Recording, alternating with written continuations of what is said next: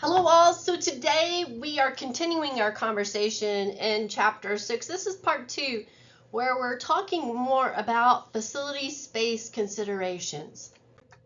So in our discussion today we'll be talking about, again, analyzing facility space needs, but also looking at ancillary spaces. So here we go. So the core purpose of any health, fitness, recreation, or sports facility is to provide functional spaces where users can engage in physical activities effectively. So we have to think about our key user groups, and this includes members who are individuals who use the facility for fitness, training, or recreation. It could be event participants, which are athletes, teams, or individuals involved in competitions or organized activities. It could also be spectators, so fans, families, or supporters attending events. And service providers. This would be your staff, your coaches, your trainers, and your maintenance personnel. Each group requires a well-designed experience to ensure engagement, satisfaction, and long-term success. Now, there are some essential primary spaces in a facility that you want to make sure that you are attending to. One of those could be a fitness and training area. So with this, you have your gym floors, your weight rooms, your group fitness studios. Or it could be competition venues, the stadium, the court, the fields, the aquatic centers. And then your recreation spaces, your walking tracks, your yoga studios, your multi-purpose rooms, and spectator seating. So you have to think about bleachers and VIP lounges and accessibility friendly spaces and support facilities. So locker rooms, equipment storage, which you never have enough of, and training rooms, athletic training rooms, treatment rooms. Now, to optimize the user experience, you want to ensure that the space is safe, functional, and inclusive, and it's designed with a flow and accessibility according to ADA compliance, and offers high quality amenities like lighting, ventilation, and technology, and enhance your branding and engagement. So those interactive elements, your digital screens, and things as such. Your multi-purpose sports fields must be carefully planned and designed to accommodate various activities while ensuring safety, sustainability, and long-term usability. And that includes making sure that you do soil testing. So why does that matter? A thorough soil analysis determines the condition of the topsoil and the subsoil, which impacts drainage efficiency and field stability and durability, suitability for natural grass versus artificial turf, and the required soil amendments for optimal growth. Testing includes the pH balance and nutrient levels, soil compaction and permeability, organic matter content, and drainage capacity. Now, there are some environmental conditions that you have to consider as well. So how will the environment affect the facility, or vice versa? You have to consider natural weather conditions, rainfall, wind, and temperature, especially here in Corpus Christi where the humidity is so high. You have to consider humidity, soil erosion and drainage challenges, as well as sunlight exposure and shade impact. How will the facility affect the environment? So you have to look at water usage and sustainability efforts, especially when you're in a stage 3 drought, and the impact on local ecosystems and wildlife, and the use of eco-friendly construction materials. So some solutions may include some sustainable irrigation, permeable surfaces, and eco-conscious field maintenance. And then the geographic location. Why is that crucial? The location of the sports field determines key factors such as climate conditions, the heat, cold, and precipitation, and accessibility for users and emergency services, as well as proximity to supporting infrastructure, parking, restrooms, and concessions. So your site selection should also factor in zoning regulations and community needs. Something that we deal with here is that our sporting fields are on our campus, it makes it really difficult for people who are off campus, community members, to come to events, especially during the day, during the week. Now, in the evening, it's not as hard.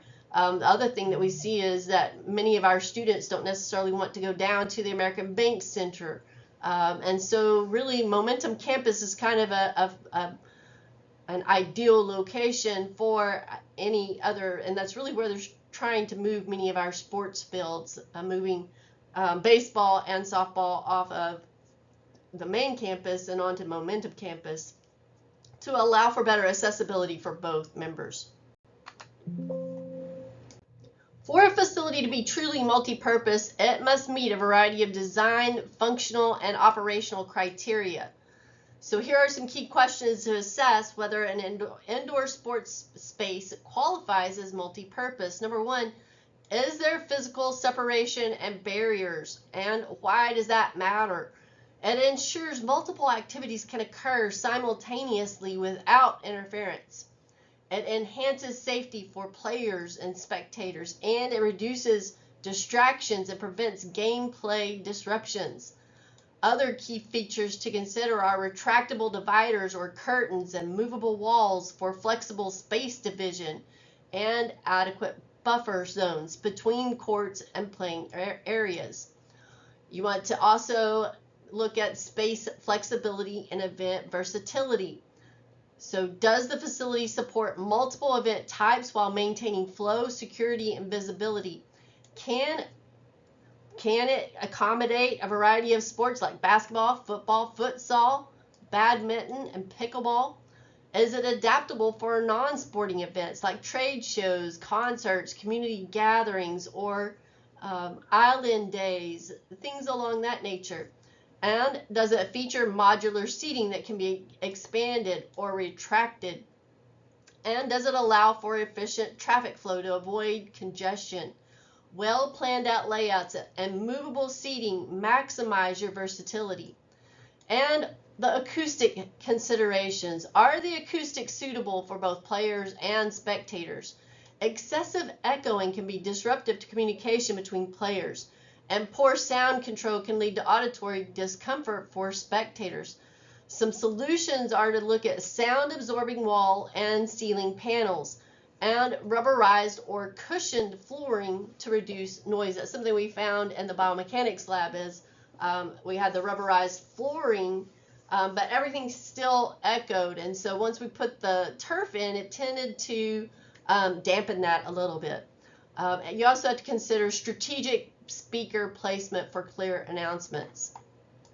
When purchasing spectator seating, it's crucial to ensure that the seating design complies with local building and safety codes. These codes often include guidelines for guardrails and safety. The guardrails are necessary for preventing falls, especially in elevated seating. The spacing between seating components must also be safe, particularly to avoid small openings that may pose a hazard. The non-skid surfaces, so ensuring that the seating surfaces are equipped with non-skid features helps prevent slipping, particularly in areas prone to wet conditions outdoors.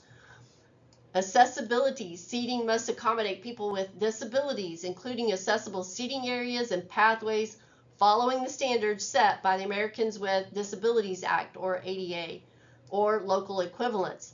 This includes adequate space and appropriate placement for wheelchair seating. Once the seating is confirmed to comply with these requirements, the facility director must ensure that all regulations are adhered to during installation and maintenance, ensuring the safety and comfort for all.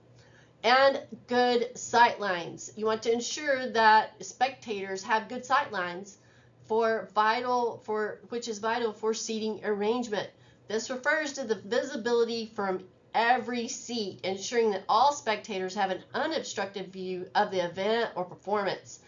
Factors to consider for sight lines are including seat elevation, so seats should be staggered in height to avoid blocking views.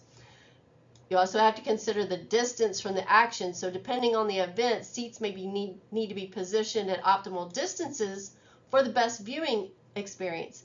And obstructions, structures such as pillars or any other potential obstructions should be Taken into account when designing seating plans, good sightlines enhance the overall spectator experience and ensure that everyone in the venue has a clear view of the action. Spectator amenities have evolved significantly over time, with a shift from simple, linear, and symmetrical seating layouts to a more personalized and luxurious experience in modern sports facilities. Here are some key aspects of current trends and spectator amenities. Preferred seat locations. So premium seating. Many sports facilities now offer preferred seating locations as front row seats and seats with best views or other closest to the action. These seats often come with added perks and a higher price tag. The 80 to 20 rule suggests that 80% of the revenue for a facility comes from just 20% of its attendees. Typically, those who purchase premium seating options. This has led to an increase in high-end seating offerings as facility operators recognize that these premium customers are crucial to the facility's financial success. The luxury and private seats. The concept of luxury private suites has become a staple in many new sports facilities. These suites offer a high level of exclusivity and comfort with premium amenities such as private entrances and personal attendance and exceptional views of the event. Private lounges and dining, expansive nightclub-style lounges, fine dining areas, and bar service have become a part of the fan experience in many modern sports venues. These spaces provide an elevated experience with high-end food and beverage options and a more social and relaxed setting. Low seating refers to premium seating areas with more comfort and private spaces, often offering better sightlines and exclusive services. Bunker suites and lounges. These are small, intimate areas that offer fans a unique, exclusive experience. Typically located close to the field or court, these suites may include luxury amenities like plush seating and private access to catering services. Field or courtside suites. These are some of the most exclusive and expensive seats in a facility, typically located right next to the playing surface. They offer an unparalleled view of the action and are often equipped with private amenities for the guests. Now, some trends are customization and exclusivity. Fans are seeking more personalized and exclusive experiences, leading to the rise of special seating options that cater to individual preferences.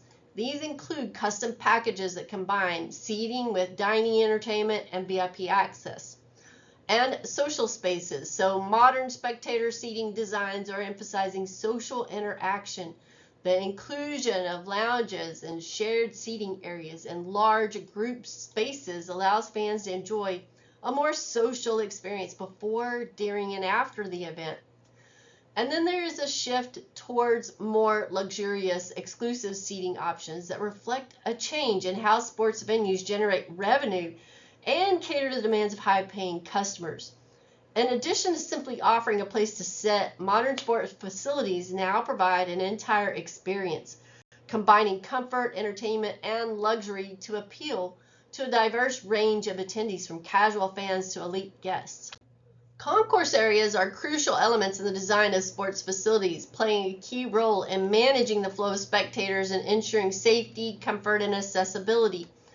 The definition of a concourse is it is a circulation area that provides direct access to and from seating or viewing areas.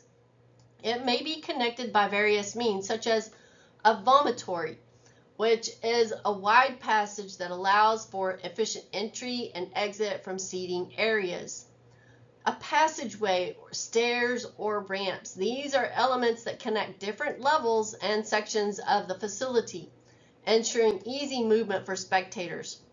And circulation routes. These are clear pathways that should be designed to be wide, unobstructed, and easy to navigate, especially during large events where crowds may be moving in and out of the venue. This is critical for ensuring smooth movement and avoiding congestion. And uninterrupted flow. In new facilities, it's important to plan for uninterrupted circulation for that are well connected to both ingress, which is entry, and egress, which is an exit route. This ensures that spectators can enter and exit efficiently, particularly in emergencies or when large crowds are present. There should be multiple routes to accommodate heavy foot traffic and prevent bottlenecks. This includes wider passageways and clearly marked exit signs to ensure safe and fast evacuation if necessary. And accessibility. Circulation areas must also account for people with disabilities. So accessible routes should be clearly defined, and ramps, elevators, and designated seating areas should be incorporated where needed to comply with regulations like the Americans with Disabilities Act. For safety and security, emergency egress. Safety is paramount, and routes should be designed to ensure quick evacuation in case of an emergency. So concourse areas should be equipped with proper signage, emergency lighting, and clear pathways that lead to safe exits. Concourse areas should be designed to accommodate security measures such as surveillance cameras, personnel, and crowd control barriers to maintain order during large events. As far as amenities and comforts, concessions and restrooms are important. So modern concourses are often include amenities such as food and beverage stands, restrooms, and merchandise outlets. These spaces should be designed to handle large crowds and minimize waiting times. And social spaces. Many new facilities also incorporate seating, lounges, or open areas within the concourse for socializing before and after events. These spaces can enhance the fan experience by providing places for relaxation and interaction. So in planning considerations, you want to consider space efficiency. While concourse areas need to be spacious enough to handle large numbers of people, they should also be designed with efficient use of space in mind, ensuring that areas are well utilized without feeling overcrowded, and providing proper wayfinding, proper signage, maps, and intuitive layouts that help spectators navigate through the concourse areas, especially in large venues. So clear directional signs to key locations like restrooms, exits, and VIP areas are essential. When planning ancillary spaces, which are the support spaces that serve a functional role but are not always in the spotlight, it's essential to carefully consider their design and use. These spaces, though not always visible as the main seating or event areas, are key to the smooth operation of a facility. So there are a few questions that you have to ask when considering the design of these spaces. So the questions are, how will the space be used by different groups? You have to identify the users of the space. So this might include athletes, event staff, media, vendors, security personnel, and facility maintenance teams. For each group, consider the specific needs and activities that will take place in the space. For example, locker rooms may need to accommodate athletes changing and storing equipment, while staff offices need to be designed for administrative tasks or coordinating event operations. How does it need to function for each group? Functionality for different groups is as important. So again, you want to make sure that it is functional for every group that's using it. For athlete spaces, the locker room should include sufficient storage, seating, and privacy, as well as facilities like showers and restrooms. The media spaces, your media rooms might need specialized equipment such as power outlets, lighting and sound equipment, and workspace for journalists and broadcasters. Your staff rooms should have desks, communication tools, and break areas for workers to relax during downtime. Your storage areas, so you have to consider the type of materials or equipment that need to be stored and how accessible they need to be. These might include equipment storage, janitorial closets, or supply rooms. And then what's the best arrangement of ancillary spaces? It should ensure a smooth workflow and ease of access for each group. For example, staff rooms should be near event areas, while Locker rooms should be easily accessible from both the field and the player entrance. Your ancillary spaces should be strategically placed to minimize disruptions to the main event or spectator areas, while still being accessible when needed. For instance, storage for concessions might need to be near the food court, but away from the sightlines of spectators. And for separation of functions. If different groups need to use the space, consider the best way to separate them. For example, media and VIP areas may need distinct areas to maintain privacy and organization. And how much space is needed? So you have to consider the space requirements by function. Each space has different spatial needs based on its purpose. This involves considering how many people will use the space at one time and what equipment or furniture is required.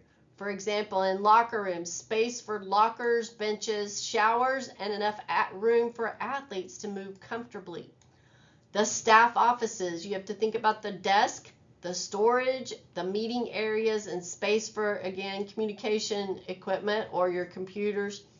Your storage, so think about your shelving, your racks or cabinets for storing equipment, cleaning supplies, or event materials.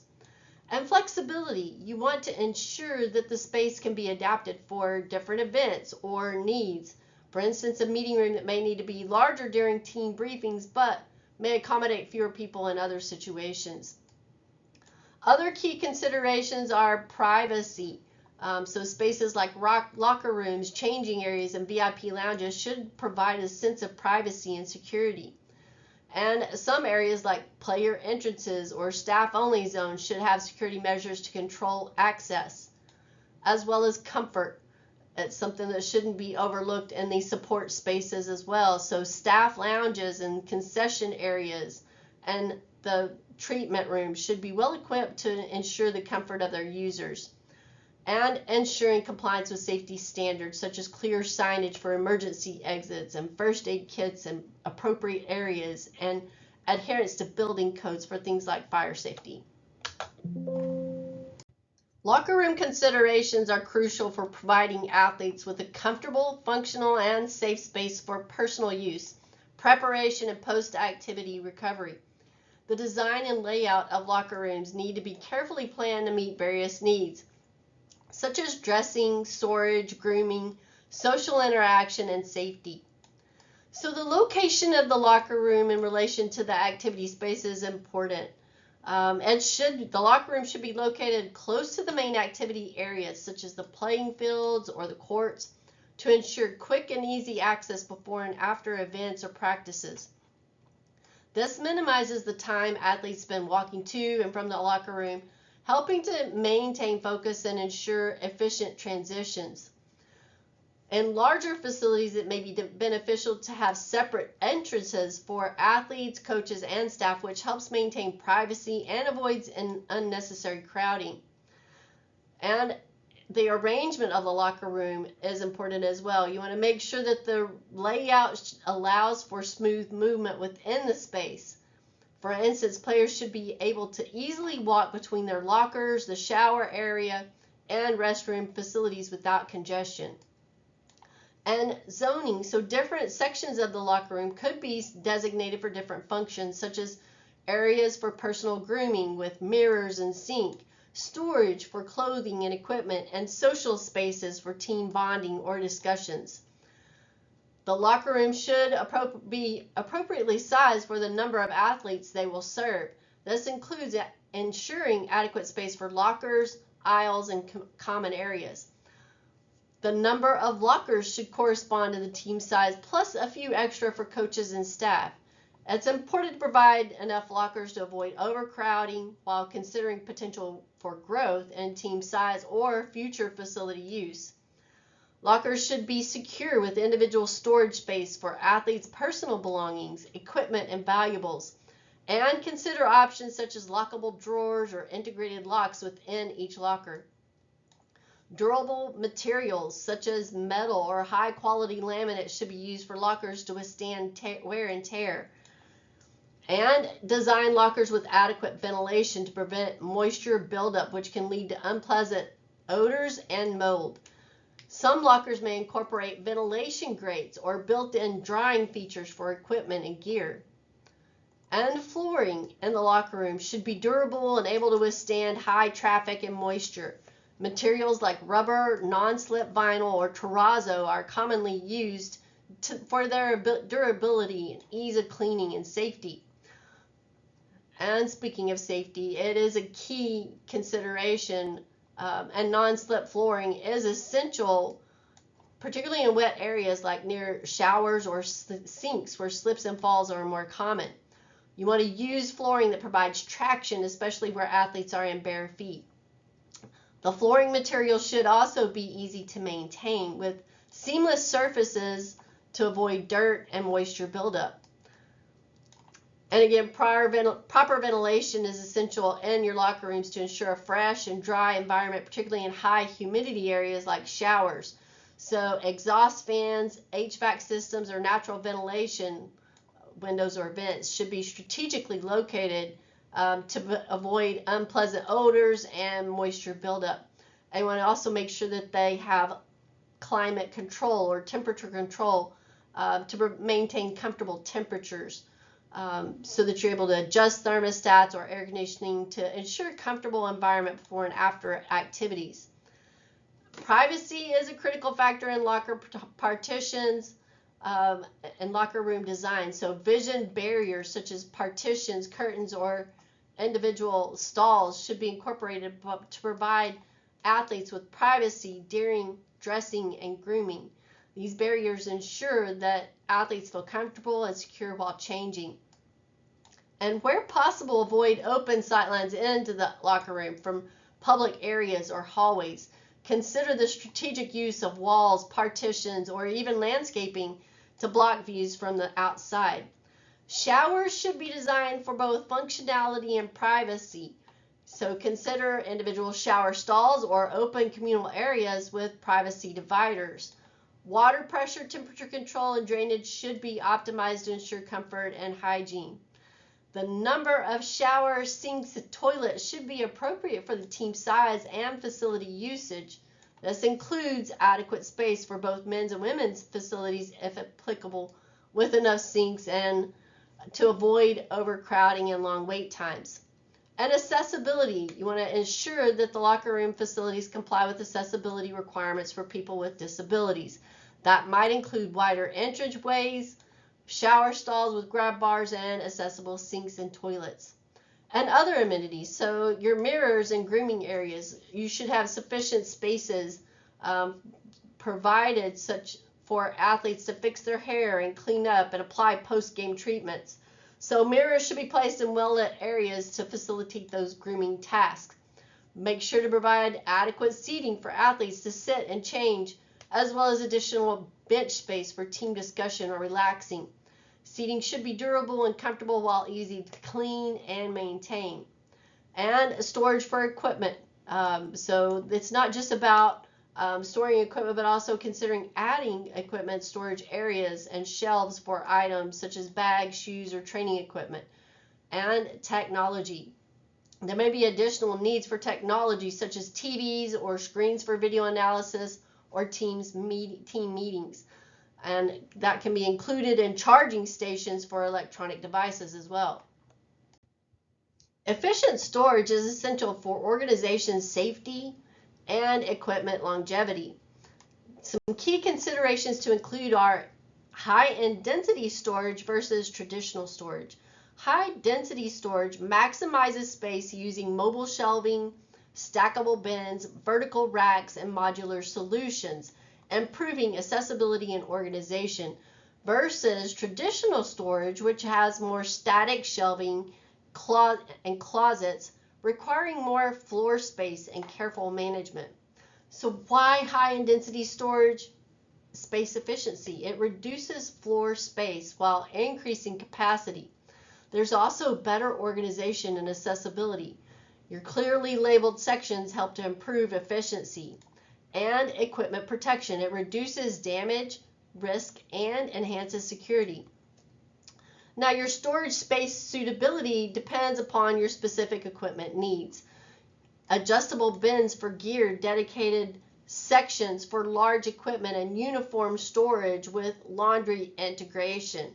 You also have to consider the environmental factors, and so ventilation and climate control for sensitive materials, and easy access. So frequently used items should be within reach, with seasonal gear stored separately. If we talk about laundry facilities, again, proximity to storage, it helps to streamline washing and returning gear. Industrial grade machines to handle high volume loads, and sorting and folding and drying areas that help support your efficient laundry management.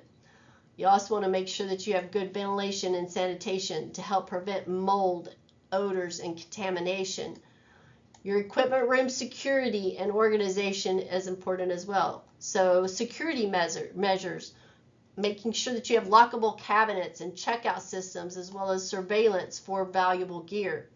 Clear labeling in multi-use spaces helps to organize sections and workbenches for repair. Your specialized storage with your racks, cages, or dedicated zones for large equipment. And design features such as adjustable shelving and racks, helping to accommodate for varying storage needs, but making sure you have some lockable storage for securing personal and valuable items. And workspaces and counters for cleaning, organizing, or repairing equipment. And accessibility, so lighter items at lower levels, heavier ones stored higher. Optimizing your storage ensures seamless operations, protecting gear while maximizing efficiency in sports facilities. Offices must be functional to ensure efficiency and effectiveness. Optimal performance is achieved when layouts balance interaction and autonomy. Additionally, noise control is crucial for maintaining focus and productivity. A well-designed facility balances both primary activity spaces and ancillary spaces, ensuring seamless functionality, efficiency, and user satisfaction. Thoughtful planning of spatial relationships, accessibility, and adaptability enhances productivity and overall experience, creating an environment that meets both current and future needs.